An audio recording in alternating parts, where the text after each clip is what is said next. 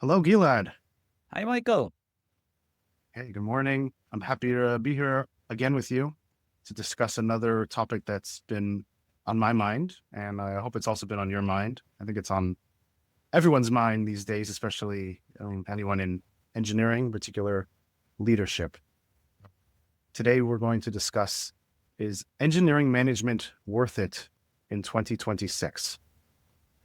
And some background is that even though I'm a coach now, I still do get the occasional solicitation from recruiters.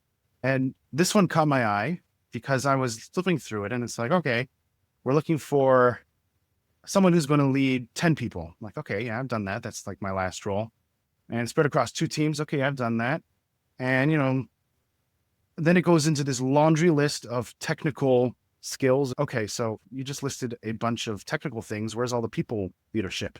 And then this whole separate section on AI first mindset, daily user of LLM tools, ability to guide teams on safe, effective AI assisted development, experience embedding AI tools into engineering workflows and productivity practices.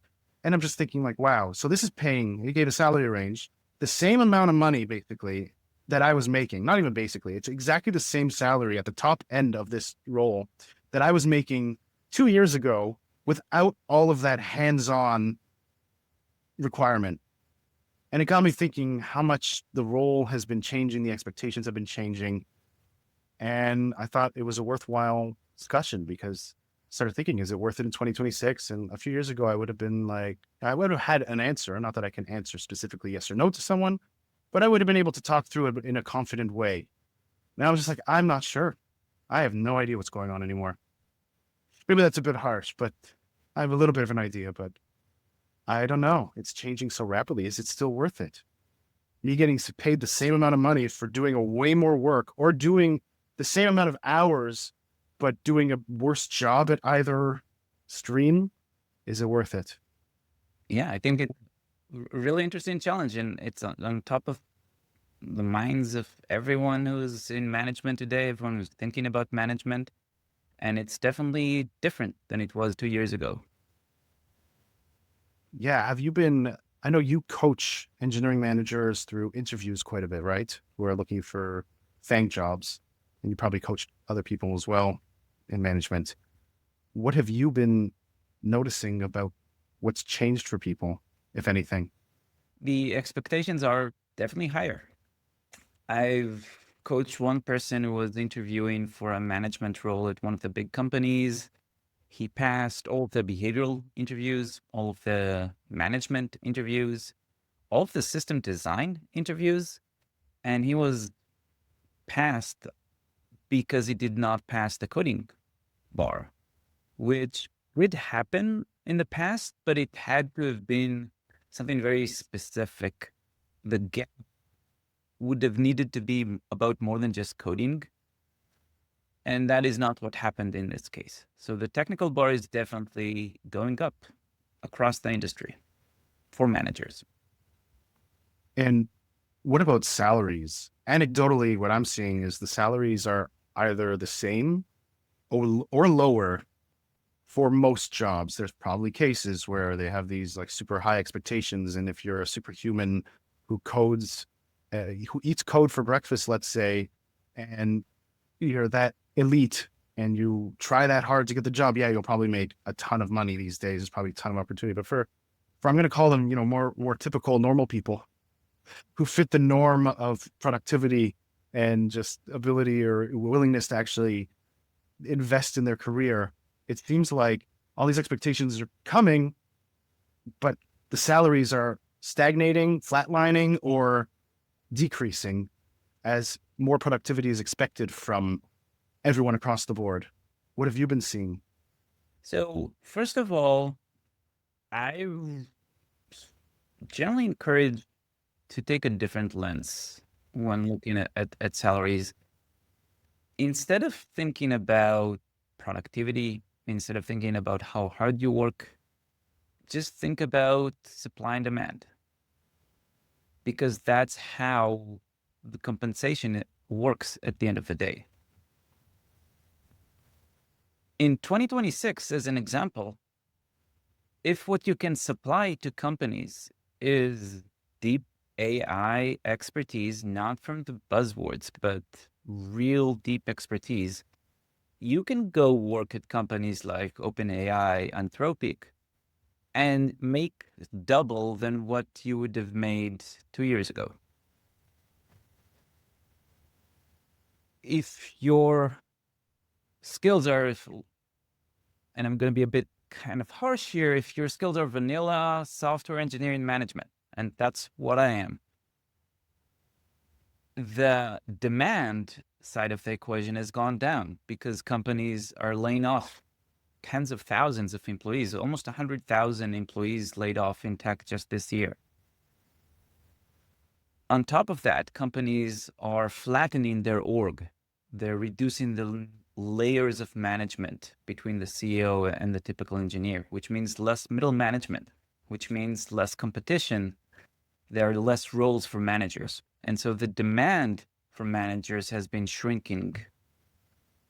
And so given that what you can offer the supply, if you're ticking just the general boxes of a software development manager, you're in less demand today than you were 2 years ago. If you're really passionate about making outsized income, if that is something that is important for you, then you should look through the lens of what is the supply-demand equation, where is it trending, and how can I build unique skills that are in demand but with short supply? Right. No, the framing of supply and demand is actually very important because I think a lot of people tend to look at the answer to the question, is it worth it in 2026 from maybe a place of anger? Like, how could companies do this? Don't they appreciate management? And I think there is some maybe devaluing of managers. I mean, yeah, when you're trying to shove 3 or 4 different roles, or even just 2, like staff engineer and people leader into one role, it can be a bit much. They're probably, I think that could be a separate question from the supply and demand in terms of like, okay, so we need less managers in a company, but that doesn't mean we need a manager to actually do more, right? Yeah. So because of that aspect of it, paired with, I guess, the salary stagnation or lowering, a lot of people come from a place of anger. How could companies do this to us? We deserve more. But that's a different question. And I think that's like a whole different thread, because that's more about what you think you are owed versus, well, what's your actual market value objectively? Yes. And I think for managers, this is a really important exercise to go through because one of the most critical skills you need to develop as a manager, a muscle you need to build is the muscle of empathy. Can I look at the world through the lens of a different person? And in this case, this is really, really hard because it affects us. It's very emotional. It's not just attacking how much money we can bring home to support our families. It's changing the expectations from us. And so it's an attack on our identity of what we view our role actually is. So we're starting from a very emotional state. But if you can take the step back, create some distance and try to look at it through the perspective of the hiring side, you're exercising your empathy muscle and trying to figure out, okay, why is the industry different this day? Why is this specific company? Why did they change their job description? What's going on through their mind? What was going through the mind of the VP of engineering there, of the recruiter there? And when you do that, you can think more rationally, and you're also building and exercising a muscle that is very, very useful in your role as a manager and in life in general. Yeah, when I look at that role, that description, I don't think, wow, they're really trying to suck us dry, so to speak. I think they have no idea what they're doing. That there's just been so much change over the last year, maybe 2 years, and the expectations coming from probably investors and venture capitalists and boards and executives have all been transforming. And the frontline workers, the VPs, even the CTOs are trying to please all parties and still staff their teams. And they don't know what an engineering manager is supposed to do anymore with less people in the org with less willingness to pay because of higher expectations of productivity due to AI, and with, yeah, less of a need for people in general, it seems, or at least a perception of less of a need for people with the advances in AI. And like you're saying, if we look at it with empathy, it can all make sense. You might have the angry emotional reaction, but there's still an intellectual understanding that, like, hey, it's not necessarily anyone's fault. There's just so many forces that are tumultuously moving right now. But then it begs the question of, like, okay, so like I need to have empathy for my employer now. So is it worth it?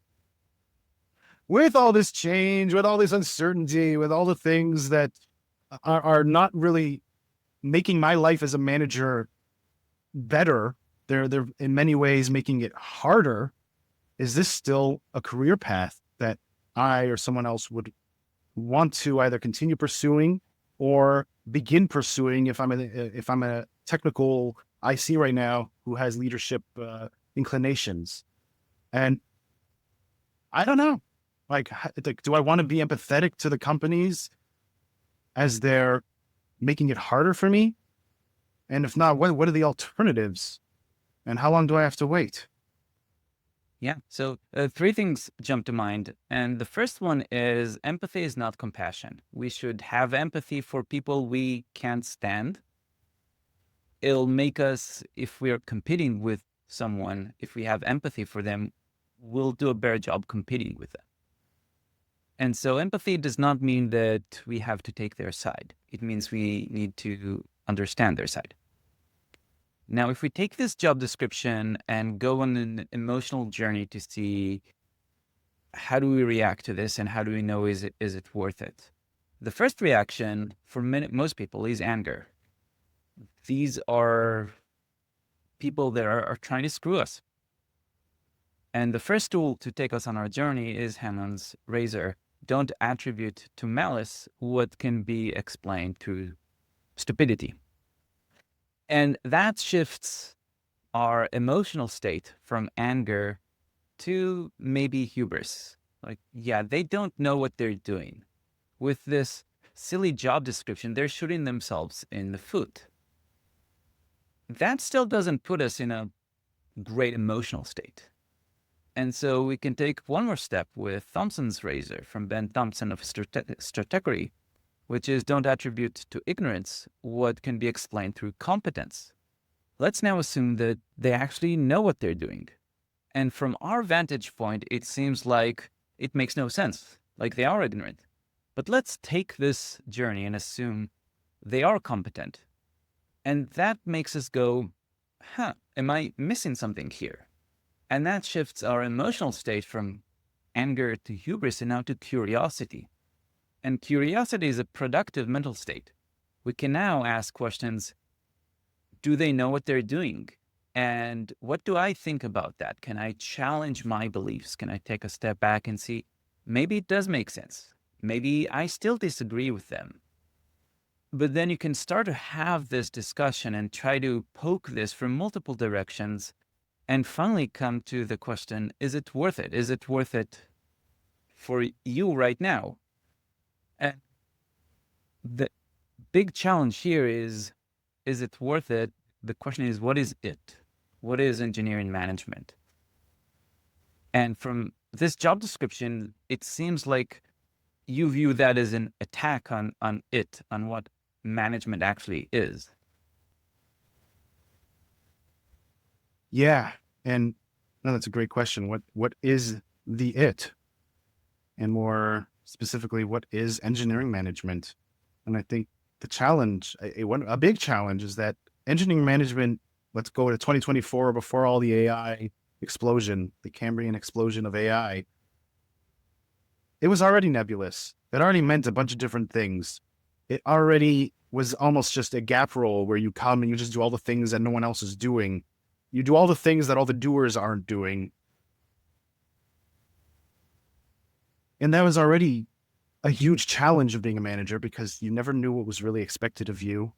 And you had to please the people you're reporting to and show confidence to the people you're reporting to. and you had to please and show confidence to the people that you're supporting on your team, and you had to advocate for everyone across the organization. That was always a constant. I would say those three dimensions of posturing, of confidence, and uncertainty, and making up your own way, I think were constants. And there were some flavors of, okay, in this role maybe you'll be more hands-on, in that role maybe you'll be less hands-on. But there was generally a respect for and a consistency of, like, you're managing relationships, you're managing people, maybe you're 20%, 30% hands-on. Again, it all depends on the type of organizations. I'm speaking from my own experience in scale-ups where you're typically managing at least 5 people, maybe up to 15 people, 1 to 3 teams, and maybe you're a part of a broader group of like 3 to 10 managers who are doing the same thing.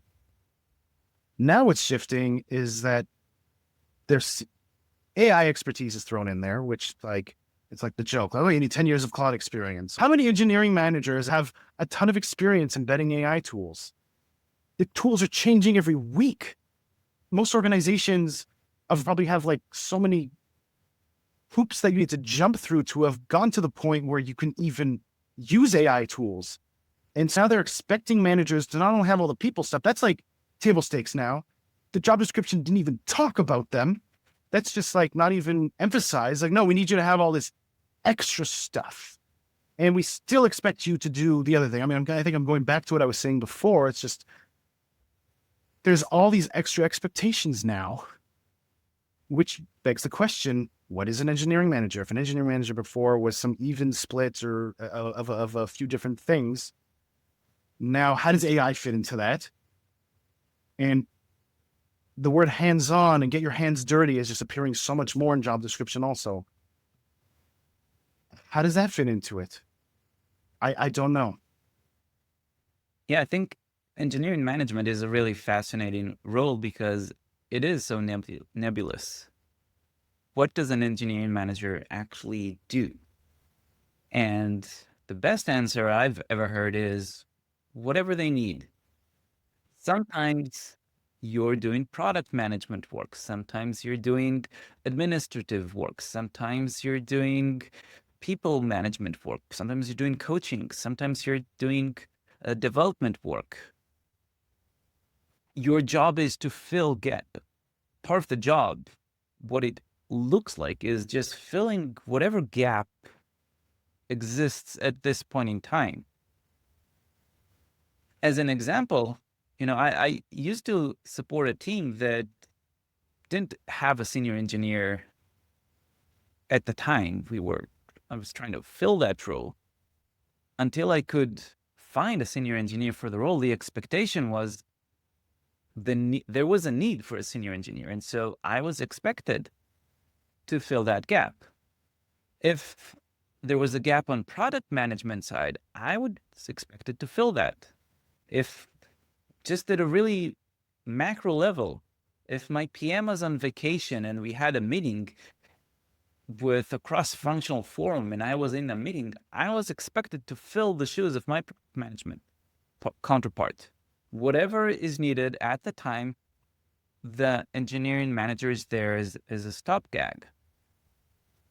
And this makes it really hard for managers. It also makes the question, what is engineering management actually is, a much harder question, because engineering management is not any of those things. It's not being the senior engineer. It's not doing project management because you don't have a TPM on the team right now. It's not filing reports because you don't have an EA at the moment. Engineering management is something very different. And if we, again, exercise our empathy skills, why do companies even have this role? There are a lot of CEOs who've thought about this. There are companies who've done experiments. Why do we even need managers?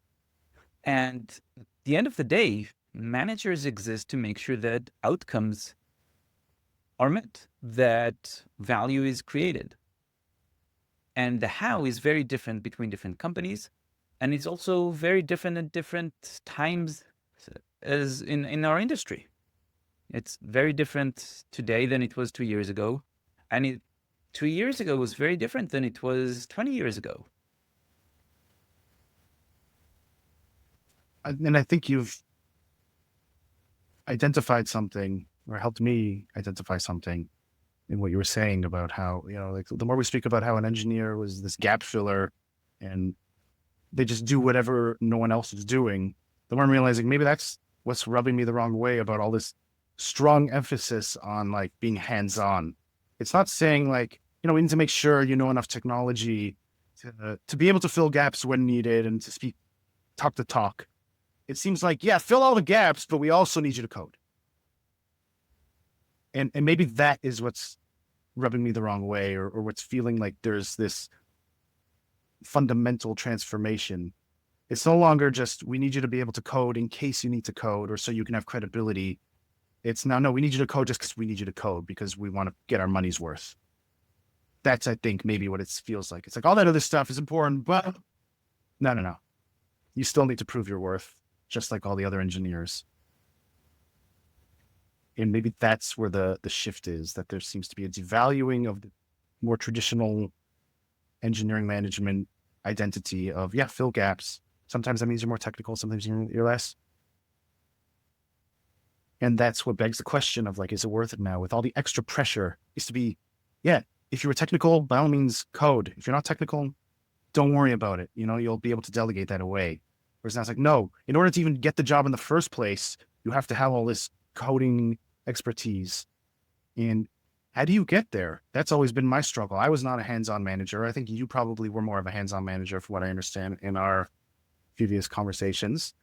And there was a lot of room in different companies for these different archetypes of management styles. And even in the same organization, I mean, I worked at in organizations where they said, yeah, okay, you're not hands-on, that's fine. You're hands-on, great. If your team wants you to do code reviews, by all means do it. That gap filler mentality is your primary role was not to churn out lines of code. Whereas now it's shifting. And and the big question I think that comes up to me is in trying to answer, is it worth it? Is how much extra effort do I need to put in order to be really good at the people side and really good at the technical side? And if I haven't been really hands-on over the last 5, 6, 7, 8, 9, 10 years, however long it's been, then what is the now cost to get caught up so I can enter an organization that is expecting me to be that technical? And is it worth it? And I think part of the question of is it worth it is also, what are my alternatives? Yeah, one of the tools I like to use is a question. There's a set of power questions that I keep in a vault in a bank that I keep going back to. And one of them is, what does success look like? What does really great look like? And for an engineer, we can imagine what that looks like, being a really great engineer. And then we can picture, okay, how do I become a great engineer? We have at least a general direction of where to go. With management, what does a great management career, we're thinking about our careers, what does that look like? And that's a hard question to answer. And there's a lot of variance in how you want to think about a management career. One aspect that I think is worth thinking about is growing to become a general manager. At every company, there's a certain level that is often called general manager, not always.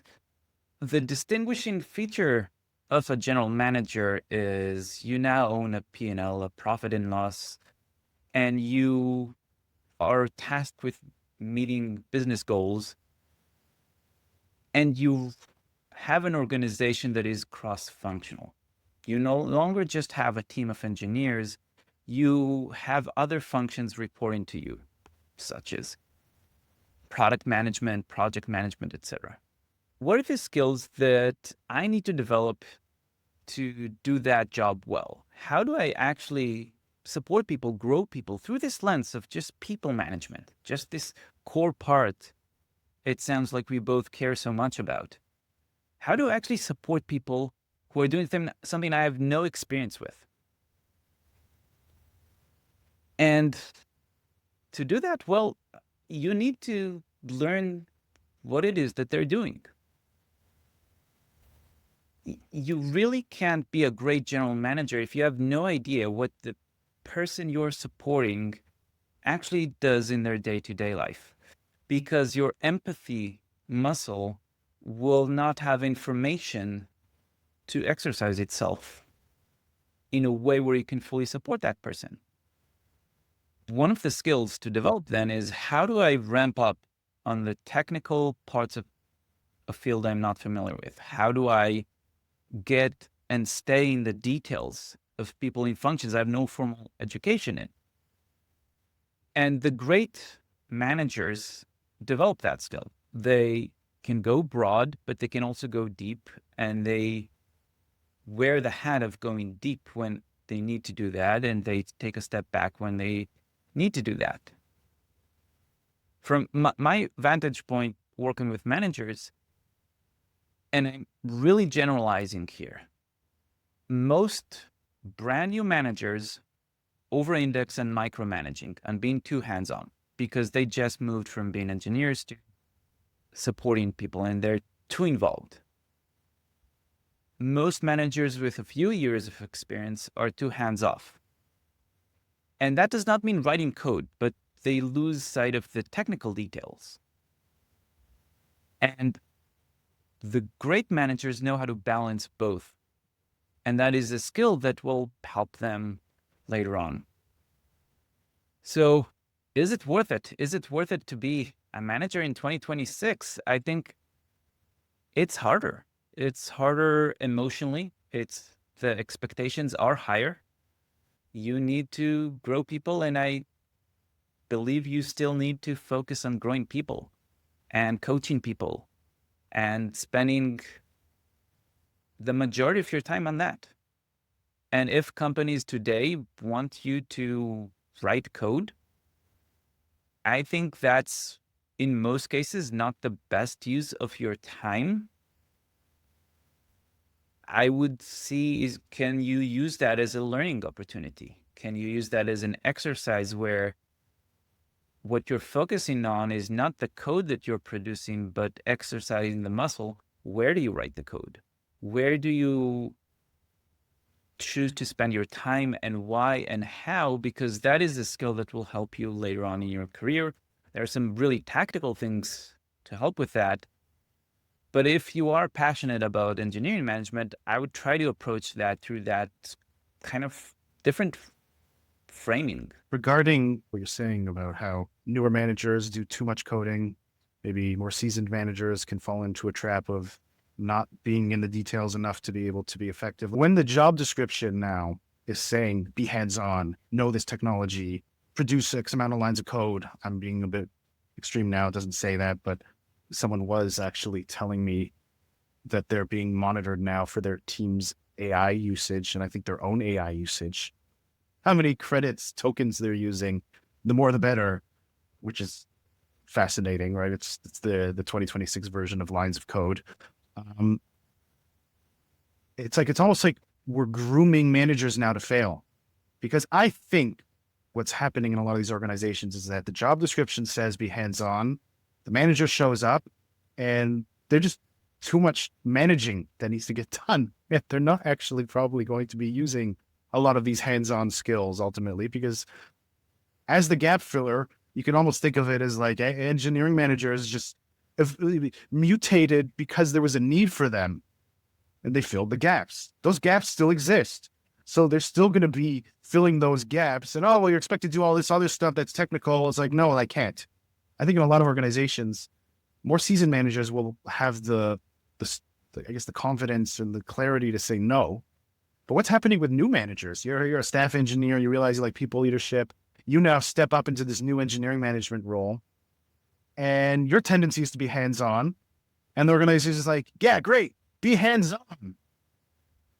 So you have no force pulling you, or maybe not adequate force organizationally to pull you up a notch of altitude and be that delegator, be that people person, be that culture creator, because you're just still basically doing your old stuff with a bunch of extra pressure, and you have no idea how to navigate it.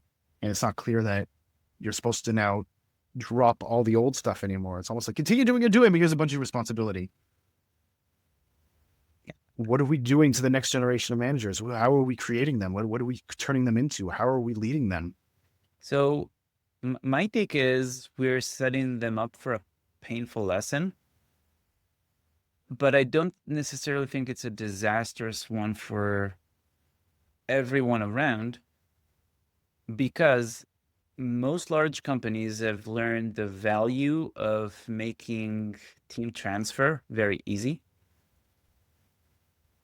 because that forces managers to compete for the best engineers, because the best engineers can go wherever they want.